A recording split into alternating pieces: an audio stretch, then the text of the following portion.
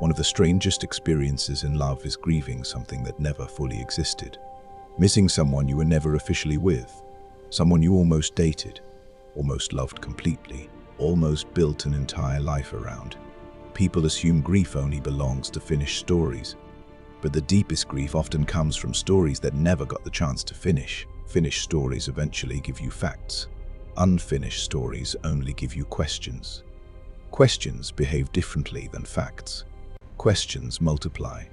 Questions replay at 3 in the morning. Questions keep doors propped open long after reality has left the room. Psychologists call this the Zeigarnik effect.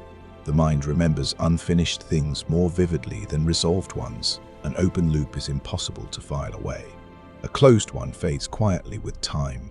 You begin wondering what would have happened if timing had been different, if circumstances had lined up the way they should have, if one conversation had gone differently, if you had simply met at another point in life, and your mind starts constructing a future that never had the chance to exist. Not because you're irrational, because the human brain struggles with open endings. It wants completion, it wants certainty, it wants a final page. But almost relationships rarely provide that. Instead, they leave you standing in a doorway, staring at a life you never walked into. And strangely, imagination can build stronger attachments than experience ever does. Because reality eventually reveals flaws. Reality introduces limitations. Reality becomes inconveniently human, but untested imagination stays flawless forever. The hardest thing to grieve is rarely what happened. Sometimes it's what never got the chance to happen.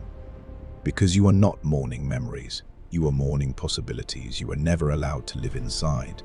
And possibilities can feel infinite until you finally stop feeding them oxygen. Subscribe and turn on notifications for daily love psychology, because next we're going to talk about why emotional distance often hurts more than physical distance ever could.